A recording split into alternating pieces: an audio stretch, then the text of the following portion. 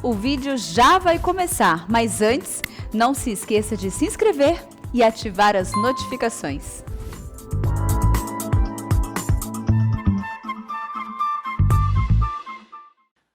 Bom dia a todos.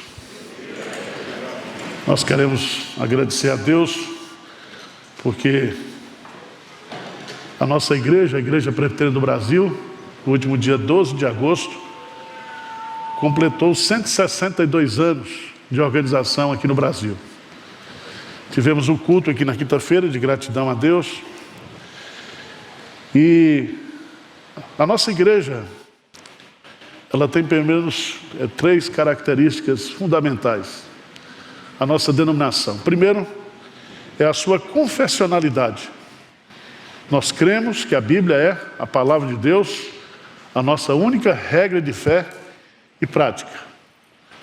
Nós confessamos e professamos a nossa fé, que está resumida nos símbolos da igreja, catecismo maior, catecismo menor e também a confissão de fé de Westminster. Nós somos uma igreja também constitucional, o que a gente poderia chamar também de uma igreja conciliar. A forma de governo da Igreja Presbiteriana do Brasil, desde a sua igreja local com seu conselho, depois presbitério, sínodo e supremo concílio. Todas as nossas decisões, elas não são autônomas, autóctones, mas são conciliares. Mas a terceira característica nossa é que nós somos uma igreja missionária. Amém? A razão de ser o nosso negócio é ganhar alma para Jesus. E a Igreja Presbiteriana de Pinheiros encarna isso, entende isso. Nós tivemos na terça-feira a reunião da Junta Missionária de Pinheiros e nós aprovamos o investimento em 29 plantações de igrejas do ano que vem, de congregações que vieram do Brasil inteiro. O nosso projeto é organizar 100 igrejas em 5 anos no Brasil. Amém? E nós também estamos incentivando você. Fizemos uma parceria com a Vida Nova, nós temos o Evangelho de João, com 4 estudos apresentando o Evangelho segundo o próprio João. Os grupos de pastoreio estão estudando. Nós já mandamos fazer mais 100 mil. E se você quiser nos ajudar, passa lá na livraria. O preço de custa R$1. Tá certo? Então passa lá, leve para distribuir no seu condomínio, no seu prédio, no seu local de trabalho. Seja um missionário.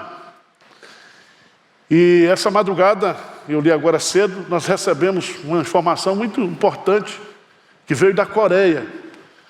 Nós fazemos parte de um grupo de igrejas no mundo que trabalha com discipulado. E nós fomos escolhidos esse ano para ter a conferência global que vai ser de 11 a 14 de outubro aqui de Pinheiros. Vem todo o staff da Coreia, da igreja coreana, pastor Oh, da igreja Sarang, são 100 mil membros. Eles estão plantando 1000 igrejas na Europa. E eles disseram, vai ser Pinheiros esse ano. Eu não sei como é que vai ser, porque nós vamos ter que fazer transmissão simultânea de inglês e coreano, para o mundo todo. Diz amém aí, irmãos, pelo amor de Deus. Dá um trabalho danado, você chega... Abra sua Bíblia, porque nós precisamos aprender a pregar o Evangelho num versículo.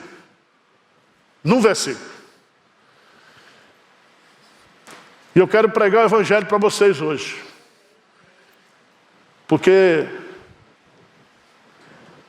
Jesus só virá depois que o Evangelho for pregado a todas as nações. O pessoal fica preocupado com cataclisma, com falso ensino. Muita gente preocupada com o anticristo, com a besta que emerge da terra, a besta que emerge do mar, as bestas que estão aqui vivas, né? Nós temos que fazer a obra missionária. Nós temos que pregar dia e noite o Evangelho. João capítulo 3, versículo 7. Esse versículo nos ensina sobre a maior necessidade do homem. A maior necessidade do homem. E quando eu falo homem aqui, homem e mulher. Você não pode partir para a eternidade sem que esse versículo seja obedecido na sua vida. Nós estamos discutindo muitas vezes hoje questões de ideologia partidária, questões, um monte de coisa, e tirando o foco daquilo que é essencial, que é a nossa salvação. Tá certo? Vamos ler juntos aí, versículo 7 do capítulo 3 de João. O que diz aí? Não te admires de eu te dizer, importa-vos nascer de novo. Presta atenção. Importa-vos ou é necessário nascer de novo. Nascer de novo. Dois pontos importantes aqui para a gente entender esse versículo. Primeiro, é quem é que está dizendo isso? Quem é? É Jesus. Ele é o Verbo. Ele é Deus. Não é um médico, não é um pastor, não é um psicólogo. Quem está fazendo esse diagnóstico aqui é aquele que nos criou. No princípio era o Verbo estava com Deus, o Verbo era Deus. Tudo foi criado por Ele e por meio dEle.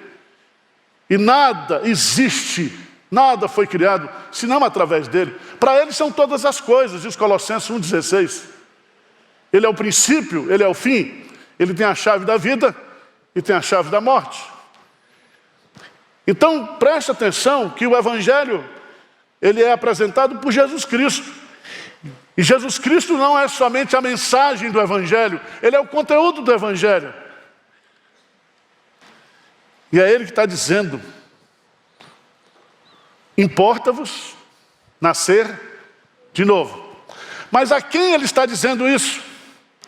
Por isso Ele diz, não te admires, porque Jesus está conversando aqui com um teólogo, Jesus está conversando com Nicodemos, Jesus está conversando com gente que estudava a Bíblia, que lia a Bíblia.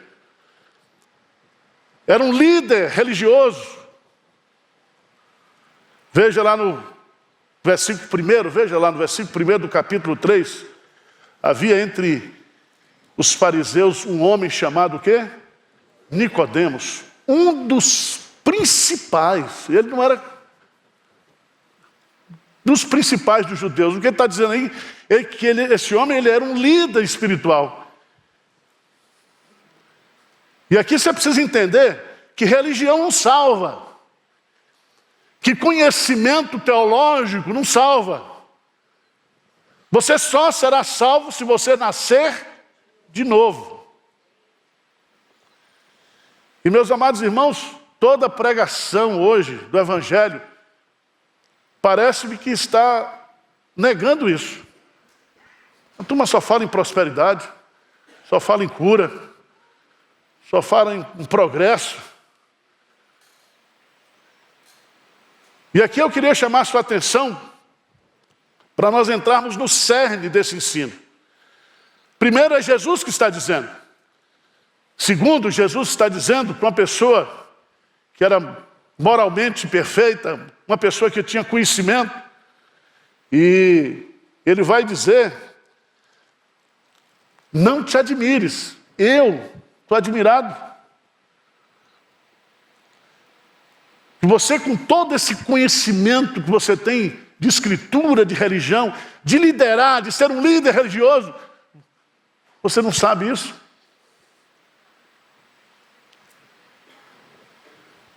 Meus amados irmãos, vamos então analisar o versículo.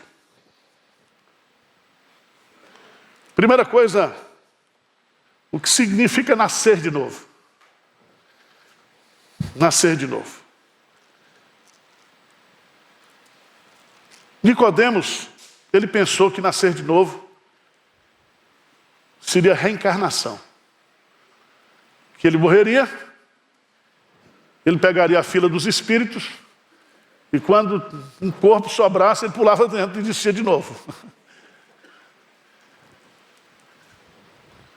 Porque essa doutrina da reencarnação, ela é o maior engano que Satanás usa para iludir as pessoas, achando que a vida nos dá uma segunda oportunidade. O que Jesus está colocando aqui é que nascer de novo é sofrer da parte de Deus uma ressurreição espiritual. Todos nós nascemos da carne, todo mundo aqui nasceu. Não sei se tem alguém aqui que nasceu de proveta, mas se você nasceu, você nasceu porque seu pai e sua mãe transaram um dia, tiveram um coito sexual e você foi fecundado e Deus criou você. Isso é nascer da carne. Só que todos nós, quando nascemos da carne, nós nascemos sob o pecado e todos nós nascemos mortos espiritualmente. Ou seja, nós nascemos, mas nós não temos um relacionamento, nós não temos comunhão com Deus, nós não temos vida com Deus. E aí, ele diz assim, em verdade vos digo, se alguém não nascer de novo, não pode ver o reino de Deus. O que significa isso? Duas coisas. Primeiro, você não pode viver sob o domínio de Jesus Cristo, tendo Jesus Cristo como seu Senhor e como seu Salvador. Você não pode viver na esfera espiritual do reino de Deus se você não nascer de novo. Você pode fazer parte de uma igreja, você pode fazer parte de uma instituição, mas estar no reino de Deus é estar sob o domínio de Cristo, é ser um súdito de Cristo, é ser um servo de Cristo. E isso é espiritual. Você só pode adentrar ao reino de Deus aqui na terra só através do novo nascimento, da regeneração. E também você só entrará no reino de Deus futuro, no reino dos céus, se você nascer de novo. Então o reino de Deus tem o seu aspecto presente e tem o seu aspecto futuro. Quem entra no reino aqui na terra, com certeza estará no reino dos céus. Agora, eu queria chamar a sua preciosa atenção. Vamos lá para a primeira carta de Pedro, capítulo 1.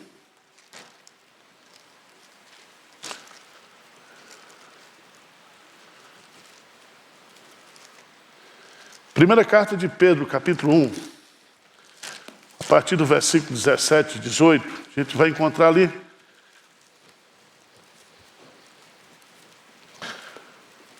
Vamos direto para o versículo 23, desculpe. Vamos lá?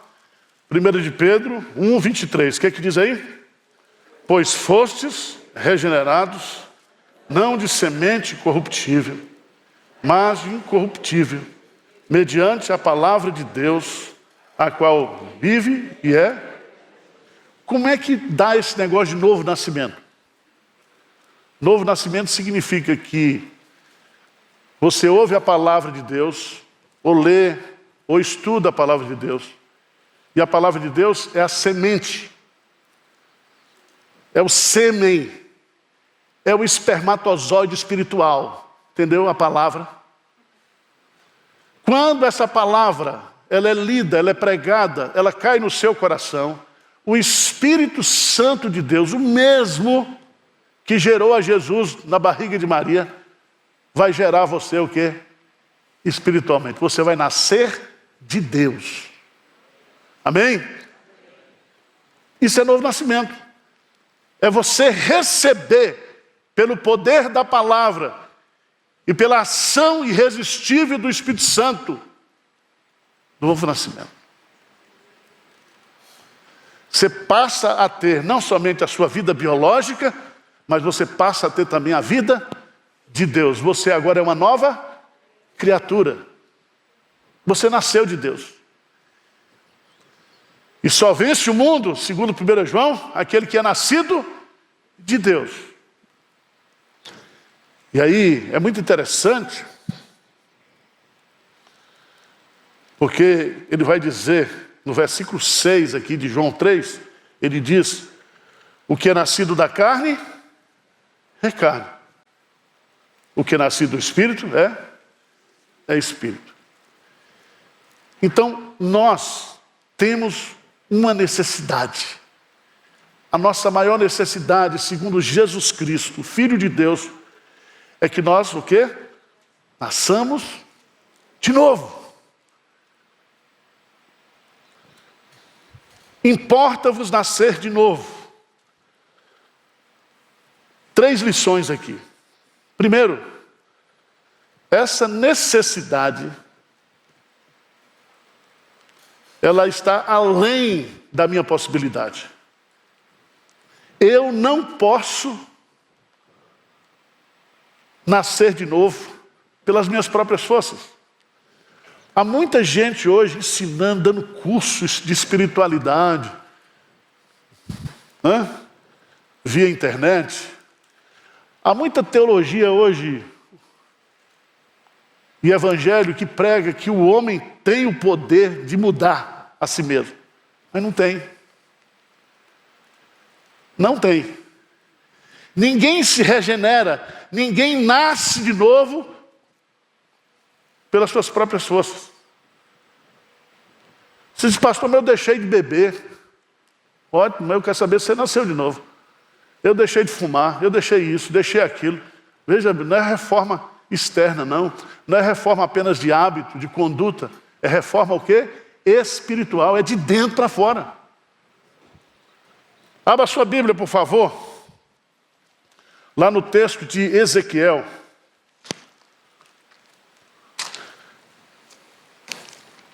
No capítulo 33, em diante. Deus vai falando sobre o dever do atalaia, vai falando. Quando chega no capítulo 36, versículo 25.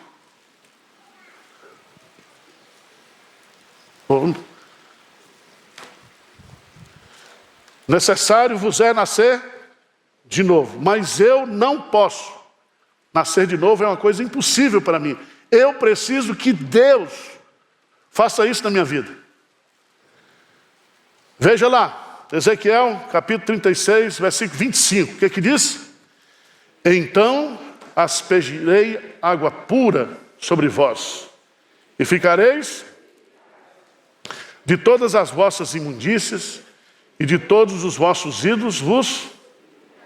Versículo 26. Dar-vos-ei coração novo, e porém dentro de vós espírito novo. Tirarei de vós o coração de pedra, e vos darei coração de carne. Porei dentro de vós o meu espírito, e farei que andeis nos meus estatutos, e guardei os meus juízos, e os observeis. Presta atenção, que aqui é uma aula de cardiologia. Deus está dizendo que Ele vai fazer um implante espiritual. Ele vai tirar o seu coração de carne, de pedra, e colocar um coração de carne. Veja os detalhes desse versículo. Porque não é uma purificação externa, não é uma lavagem externa, não é um banho externo. Isso aí os fariseus faziam. Eles lavavam as mãos, eles se banhavam.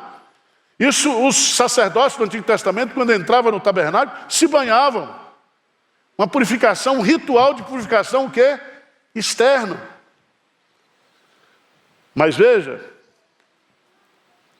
que Deus vai pôr dentro de vocês um espírito novo. Veja que espírito está em letra minúscula.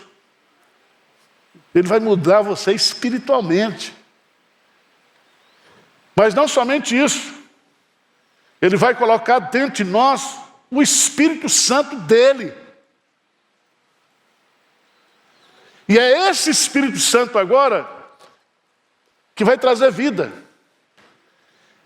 É esse Espírito Santo que vai me santificar. É esse Espírito Santo que vai fazer com que eu ande na vontade de Deus. Porque eu, pelas minhas próprias forças, o apóstolo Paulo diz, querer eu quero, mas eu não consigo. Mas Deus então coloca agora dentro de nós, tira o nosso coração carnal e coloca dentro de nós o seu espírito. E aí, veja que coisa linda, Paulo coloca lá em Romanos, capítulo 8. Romanos, capítulo 8.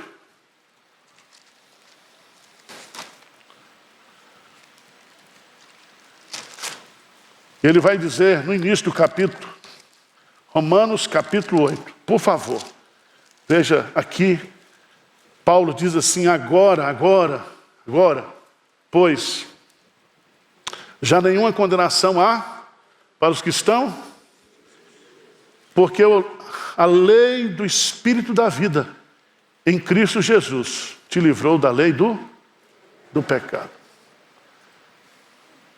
Você lembra que o dedo de Deus escreveu as tábuas nas pedras, a lei foi entregue. Agora, o Espírito Santo está dentro de nós e a lei é escrita no nosso coração. E é o Espírito Santo de Deus que cumpre em nós a vontade de Deus. Porque nós não sabemos nem orar como convém. É Ele que intercede por nós, Ele que nos guia, Ele é que nos dirige, Ele é que nos santifica. Louvado seja Deus por essa tão grande salvação. Mas eu queria continuar no versículo. Não te admires de eu te dizer, importa-vos nascer de novo. A maior necessidade do homem é nascer de novo. Mas a primeira verdade que eu tiro aqui é que eu não posso nascer de novo com as minhas próprias forças. Eu sou impotente para isso. Eu preciso da ação do Espírito Santo. Segunda coisa que é importantíssimo a gente dizer aqui, é que esse novo nascimento, ele é individual. Jesus está pregando esse sermão para quem? Para um homem só. Não existe salvação por atacado. Tá certo? É só no varejo. A salvação é individual. A conversão é individual. Porque se você está pensando que você vai entrar no céu, porque sua mulher é crente, você vai segurar no pé dela e entrar, você está perdido. A salvação, o novo nascimento, essa é uma obra que o Espírito Santo faz individualmente. Sabe por quê? Vamos, por favor, lá para Ezequiel capítulo 18. Os judeus, eles tinham uns ditados lá, eles diziam assim, tinha um ditado lá em Israel, os pais comeram uvas verdes e os dentes dos filhos é que se embotaram. Lê comigo versos 3 e 4 de Ezequiel 18. Ezequiel 18, o que é que diz aí? Tão certo como eu vivo, diz o Senhor Deus, jamais direis este provérbio em Israel. Eis que todas as almas, como a alma do pai, também a alma do filho é minha. A alma que pecar. Então presta atenção. Deus é dono de todas as almas. Ele é o pai dos espíritos. E o pecado está relacionado individualmente. Toda alma que pecar, essa é o quê? Só que nós já nascemos pecadores. Nós nascemos dentro daquele princípio que Paulo chama de universalidade do pecado. Assim como por um pecado, ou por um pecado de um homem entrou o pecado no mundo, e pelo pecado, o quê? A morte. Então, cada pessoa precisa ser regenerada. E aí você vai entender o que está lá em Hebreus, por favor. Hebreus capítulo 9.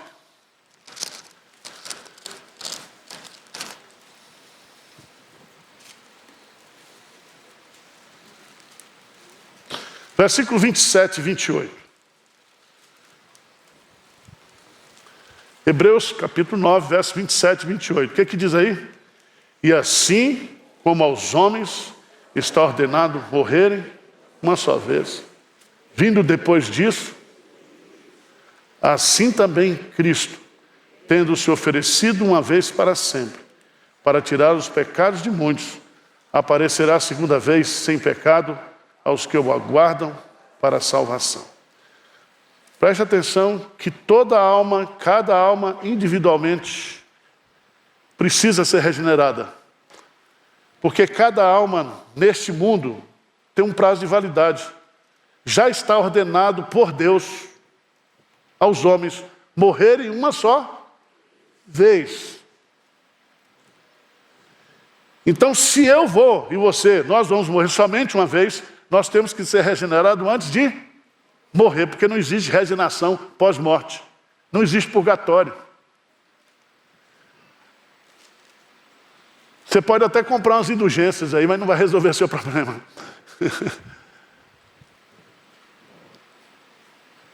Então, irmãos, isso é de uma profundidade e de uma seriedade tão grande. E nós estamos brigando muitas vezes por coisas efêmeras dessa vida e não estamos focados, porque o diabo tira isso do nosso pensamento, faz com que a gente fique pensando em outras coisas. E essa mensagem é da igreja, é do povo de Deus. Essa mensagem tem que ser pregada, é uma mensagem intransferível. Necessário vos é nascer de novo. Eu não posso, com as minhas próprias forças, eu sou impotente, isso é impossível para mim, mas Deus pode. Necessário vos é nascer de novo, pessoalmente, individualmente. Ao invés de você ficar cuidando da vida dos outros, Deus te deu um para você cuidar da sua, sabia? Agora, se você está salvo, se você já recebeu essa ação, preste atenção, porque todo crente, todo regenerado, ele é um missionário. E toda alma sem Jesus é um campo missionário. Enquanto tiver gente não convertida, nós temos mensagem e a obrigação de pregar o evangelho para as pessoas. Mas eu quero tirar uma terceira lição aqui, que para mim é a mais fantástica. É que aquele que nasceu de novo não morre mais. Não vai morrer mais. Você crê nisso? Se você foi regenerado, se você nasceu de novo, essa vida de Deus que foi imputada a você, você não vai perder. Por isso que a Bíblia chama de vida eterna. Dá um pulinho aí no Evangelho de João, capítulo 11. João, capítulo 11.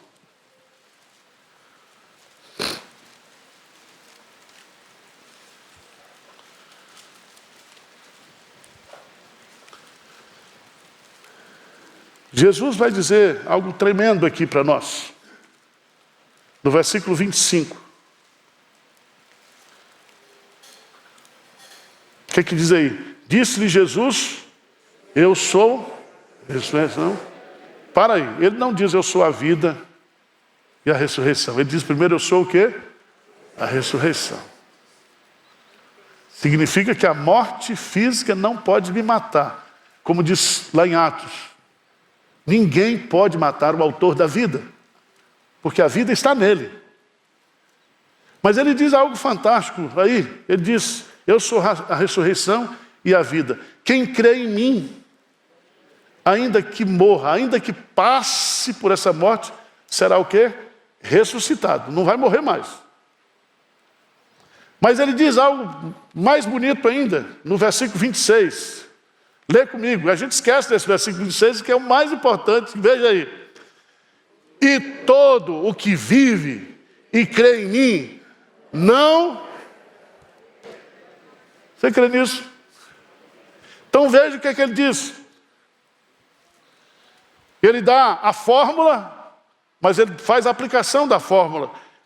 Ele diz claramente aqui, claramente, e todo o que vive, que vida é essa? Espiritual. e crê em mim, o que diz? Não morrerá. Nós vamos passar pela primeira morte, mas nós estaremos livres da segunda morte, que é a morte eterna. Porque nós somos em Cristo novas criaturas. Você é um regenerado. Como eu preguei aqui na quinta-feira, você é uma raridade. E o povo falou, pastor, que é raridade? Não sei não, é coisa rara. Você é um diamante no meio de bijuterias aqui nesse mundo. Tá certo? Irmãos, essa é a mensagem que nós precisamos pregar. Essa é a mensagem que a igreja precisa viver. Essa é a nossa missão.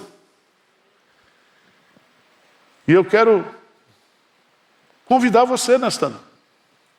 Porque a pior coisa é você viver enganado na igreja. Achar que você é regenerado e você ainda não é regenerado. Uma vez eu fui fazer um Doppler do coração, aqui do lado. E eu perguntei para a mulher, vê se Jesus está aí dentro. Já a pessoa partir para a eternidade sem ter Jesus? Vamos ficar de pé? Vamos orar? Hoje é dia de salvação. Jesus está dizendo para mim e para você nessa manhã, não te admires eu te dizer isso, mas necessário vos é nascer de novo. E eu estou pronto. Ele diz, eu não tenho prazer na morte do ímpio.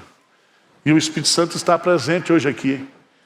E o Espírito Santo age soberanamente como um vento, que a gente não sabe de onde ele vem, nem para onde ele vai, mas ele está aqui nessa manhã, para operar novo nascimento. Senhor Deus, olha para nós aqui, Pai, com todas as nossas deficiências, impotências, diante da solene mensagem do Evangelho. Nós não queremos partir para a eternidade, Senhor, sem estarmos regenerados, nascidos de novo. Mas só o Senhor pode fazer isso. Só o Senhor pode nos lavar, nos purificar nesta manhã, colocar dentro de nós um novo coração, um novo espírito, selar-nos com a presença do Espírito Santo. Deus, que haja salvação hoje aqui, que haja salvação na vida daquelas pessoas que estão nos assistindo, Pai. Quebra corações nesta manhã, quebranta corações, e ajuda-nos como igreja a continuar na simplicidade de Cristo, na simplicidade do Evangelho de Cristo, levando essa mensagem poderosa, essa boa nova de tão grande salvação.